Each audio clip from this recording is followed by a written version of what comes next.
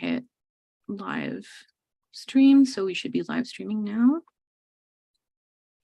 In just a second, it's still setting up.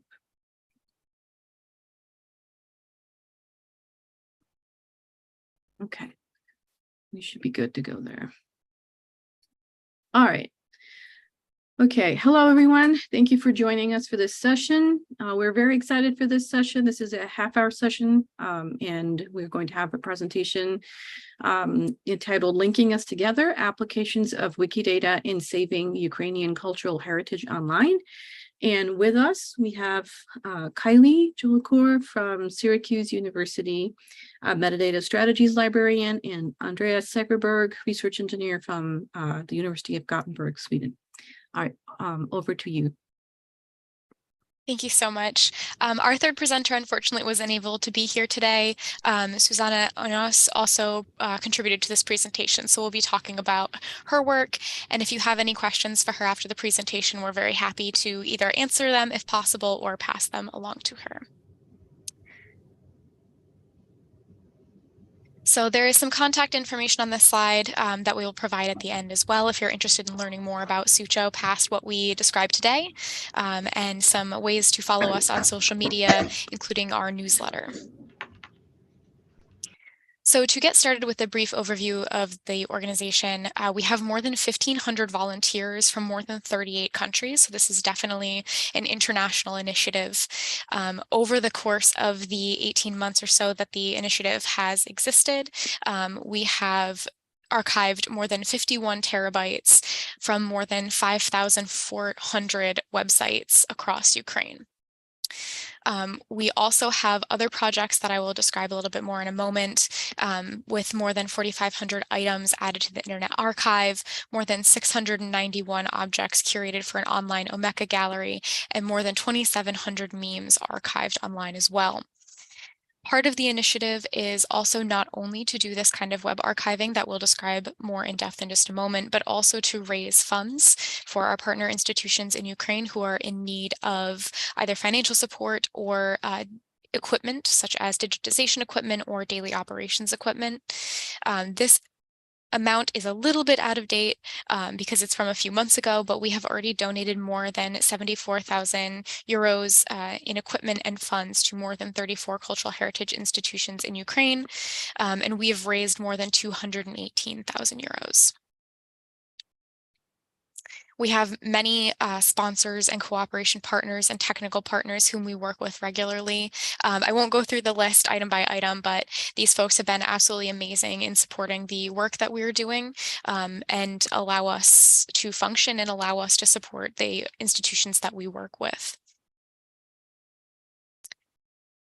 SUCHO has several different projects, and the initiative started with web archiving of Ukrainian cultural heritage websites in February of 2022 when the invasion first began. It has since grown as the web archiving continued into including an Omeka gallery of items that have been curated by volunteers from the websites of institutions that we have archived their websites. So each of them provides an access point to allow our users to be able to learn more about Ukrainian cultural heritage and learn more about these institutions, and then take that step forward to learn more about their website, whether it is the actual live version of the website or if something has happened to it, the archived copy of it instead. We also have a meme wall where memes about the war have been archived and put on a specially designed website for folks to be able to go through. They can search them, they can filter them, and see the discussion of the war that's happening through memes on social media. We also, of course, have the equipment fund where either individuals or institutions can donate to our ongoing efforts to provide equipment and support to institutions in need.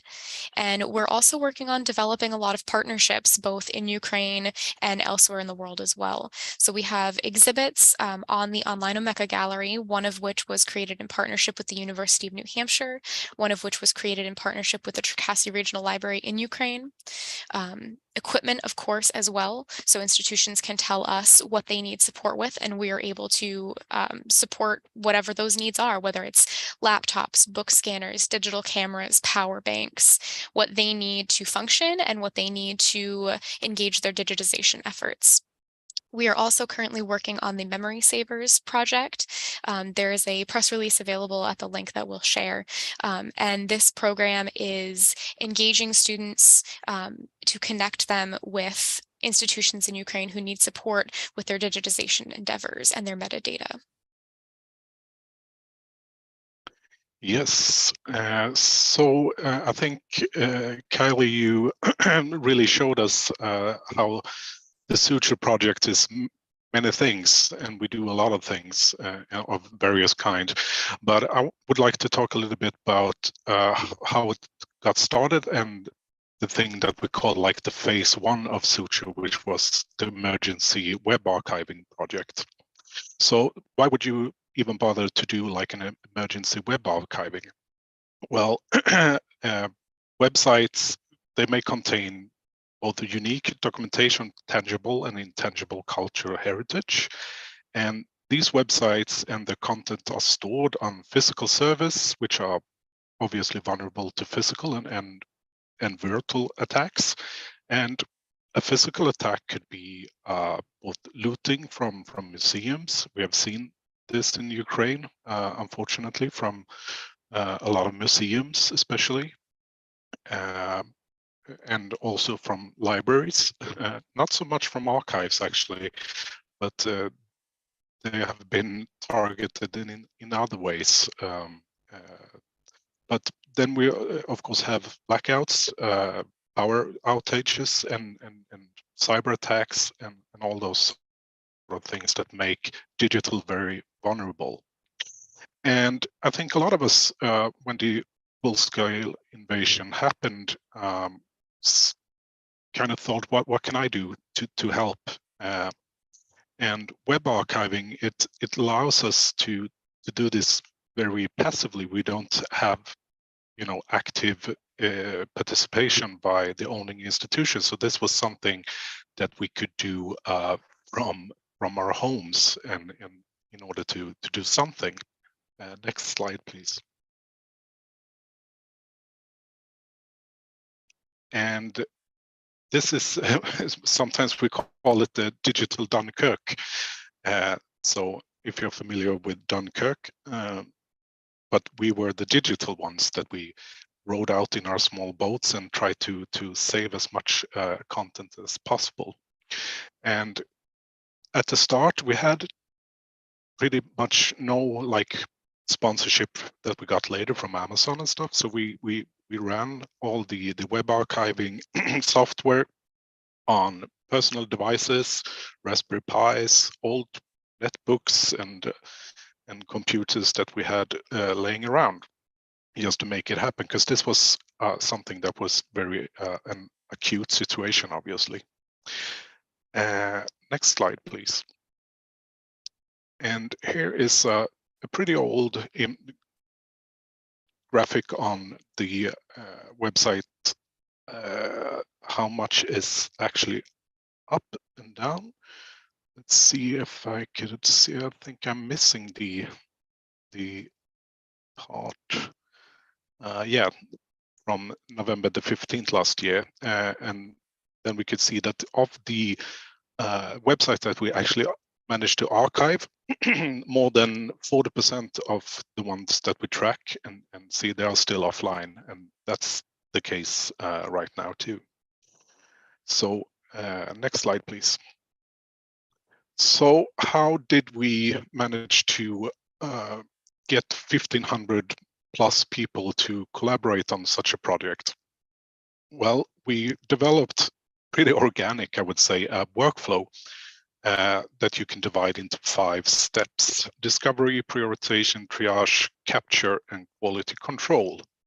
And from the beginning, I'm not gonna talk about this workflow in detail. I will focus more on the discovery part of this thing, because that's where Wikidata comes in.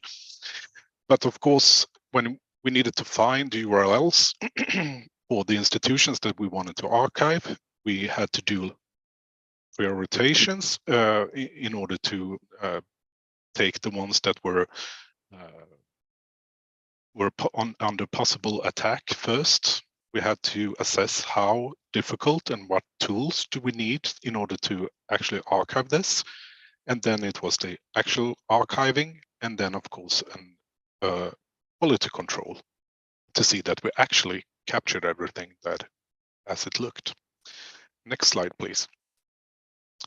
So for discovery, in the beginning, we pretty much used a simple submission form, a Google form, which anyone in the world could contribute and ask us to archive a specific website that they thought was important.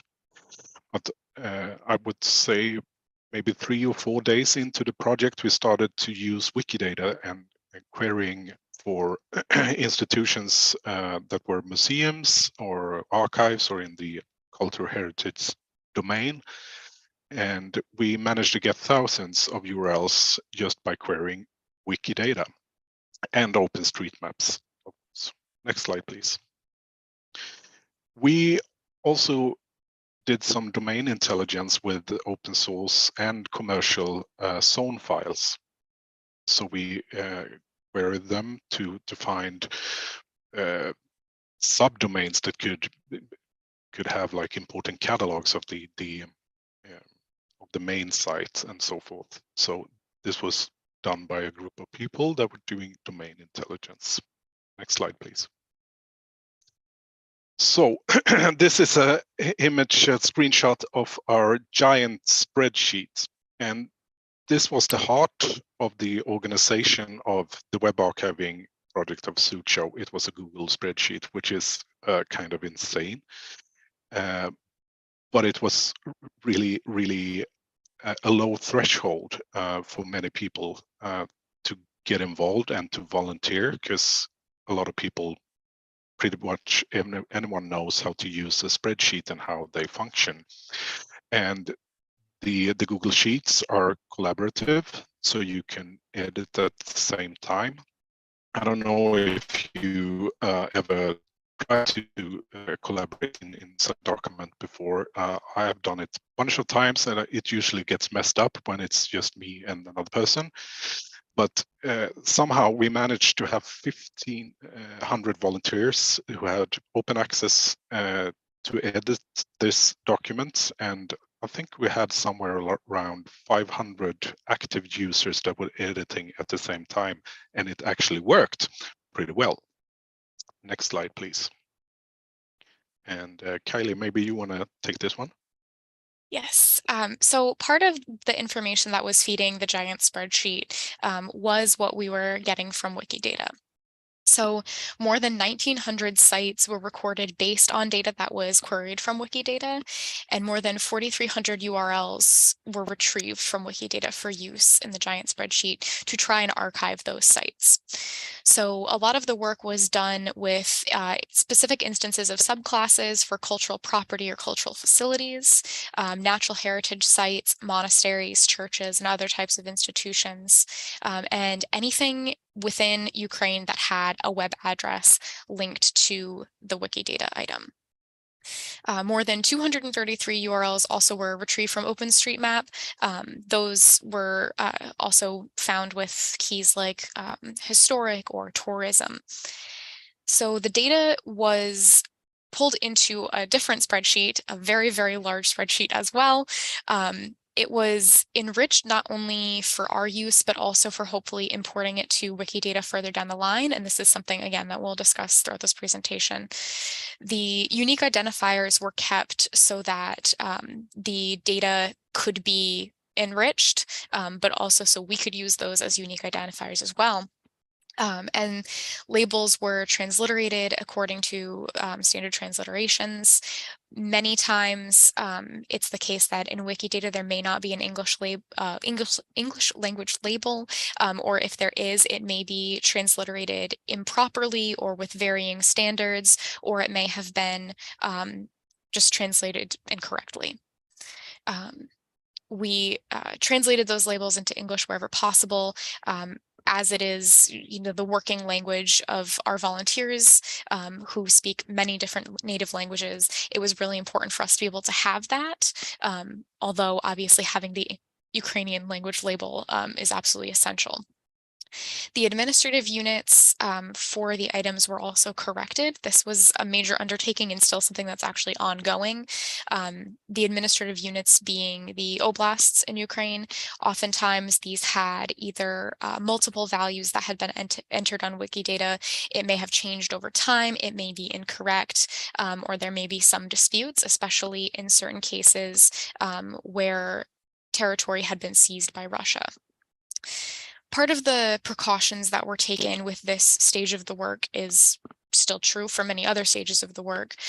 Coordinate data was never entered back into Wikidata, and enriching of the Wikidata items was not something that was done immediately, particularly because Russia was still moving progressively through the country.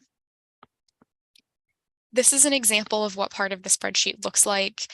There are many more columns, and the whole spreadsheet takes a few minutes to load every time I open it. It is absolutely massive. So it just gives an example of how this information displays. Some of this has been pulled in through the Wikidata tool that operates with Google Sheets. Some of it was researched and entered here. So really this was a compilation of a very intense amount of work. Yeah, so we had or have multiple sources of collected data. We had URLs that we discovered through domain intelligence. We had user submissions. We had Wikidata, and all over the place. And Google Sheets was kind of the key to the successful coordination for this project, but we had just a few records linking back to Wikidata on the original giant spreadsheet. And we had no links to the actual web archive files because they were often created by volunteers that then uploaded them on various platforms. We had S3 and on Amazon storage, and we had used Google storage. And I think we have learned a lot of lessons of how you could do this in some other ways. But when there's an emergency and you have a couple of few days to try to figure things out, it kind of tends to be messy. And of course, there are duplicate records and all other type of unclean data that you can possibly imagine. Next slide, please. So in order to clean up this data, we have migrated all the Google spreadsheets into an open source node code database that is called BaseRow. And it has similar functionality as a spreadsheet. It's basically rows and columns, but it has some more nifty features than a regular spreadsheet. So there's a possibility to link tables together like a master detail view, and you can also make custom views for public access from just one data source. And BaseRow also provides you with a ready-to-use API. And we use this API together with the custom Python scripts to pull and push data in and out from BaseRow and combining data from different sources. So one script, for instance, has compared the URLs that we had in the the original sheet with the ones in the Wikidata sheet that Kylie just showed you, and we are trying to match everything so we have one master set of metadata for the SUCHO project. Yes. So part of this migration of everything into BaseRow involved also migrating all of that data from the Wikidata sheet as well. So pulling it all together in BaseRow. And part of that work was to create a metadata schema for the authority records that would link to the resources table. This was based on the data that had been assembled from Wikidata. The bulk of that work was done by Susanna, and we pulled in the QID, the labels in both English and Ukrainian, the instance of property that we cleaned to be a little bit more suited to our needs. I'll talk about that in a second. And the administrative locations of the towns, the cities, the villages that these institutions are located in. That was cleaned as well, and we imported that information in both English and Ukrainian. Each of these links to the associated rows in the resources table and vice versa, so we're able to easily link them together. We also added additional information for part of and has part so that we can understand the relationships between some of these institutions and organizations. And we also added information for status tracking so that we can keep track of updates that we might know about these institutions. Have they been looted? Have they been destroyed? Are they in occupied territory? That way we're able to keep a little bit up to date, which of course is a massive, massive undertaking and something that we have to be very careful about because that can change very quickly. Maybe we should just clarify the resource table, what's in the resource table.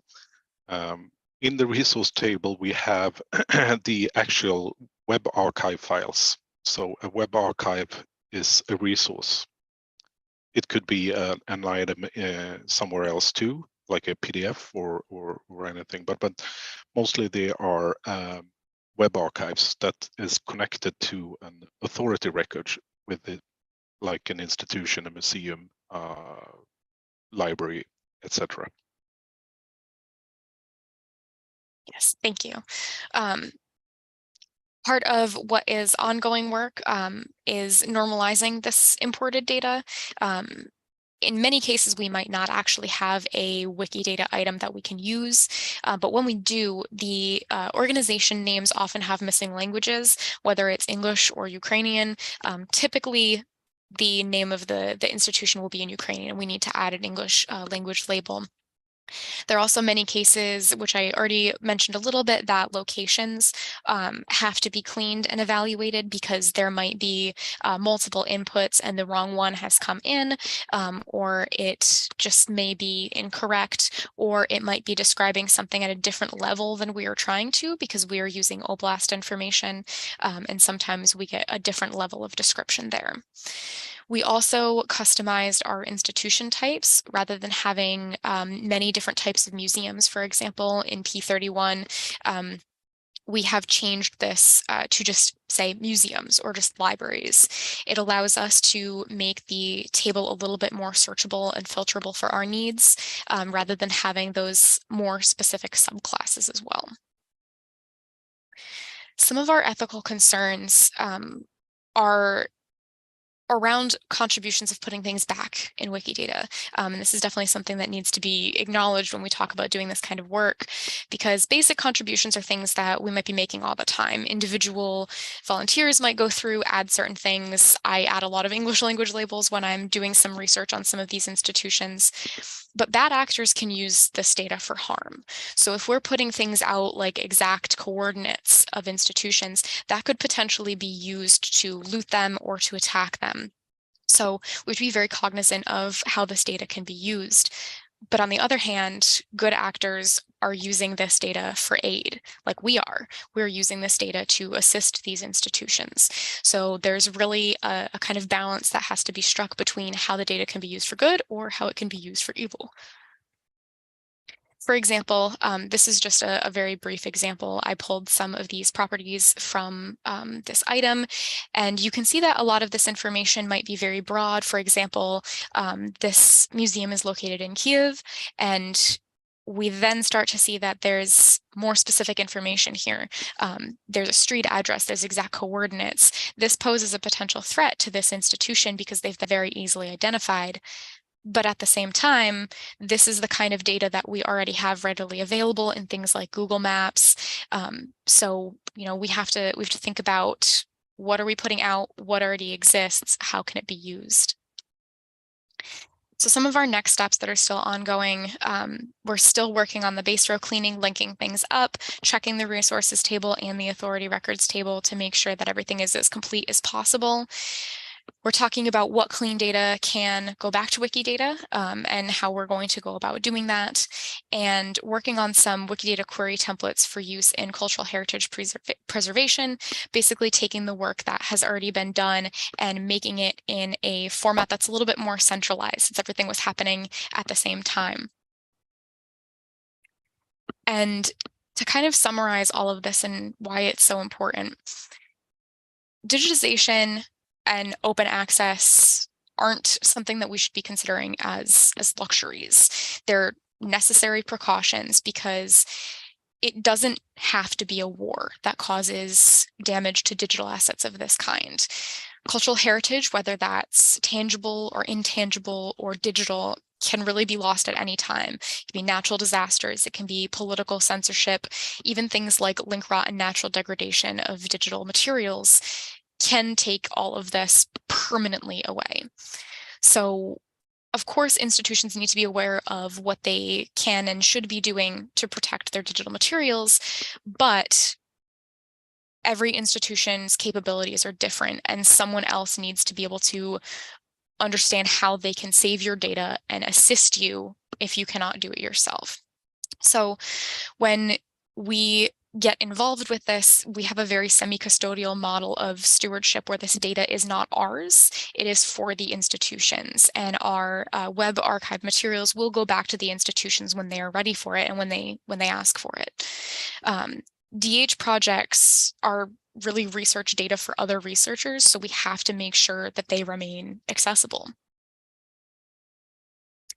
And again, more links that we'll share. Thank you all so much for joining us here today and listening to our project. Thank you so much, Kylie and Andres. We've got some general enthusiasm about the meme wall and spreadsheets. So there's some of that. Are you going to, are there any follow-ups to the work that you've been doing? Is there additional work you're thinking about doing as part of this project or ongoing work that you might want to tell us about that you haven't already covered?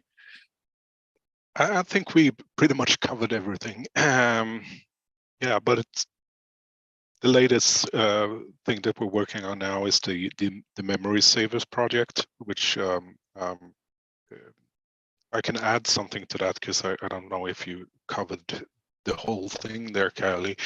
But the thing is that we have managed to get funding for separate funding from in order to make like scholarships for 20 Ukrainian students that will go to a Ukrainian museum or yeah, a museum is what we're doing right now. And SUCHO is helping out with buying equipment that will stay at the museum after the project is done. So it's both a donation and a way of trying to build up best practice for museums, which lacks resources both in education and in like technology. Computers is not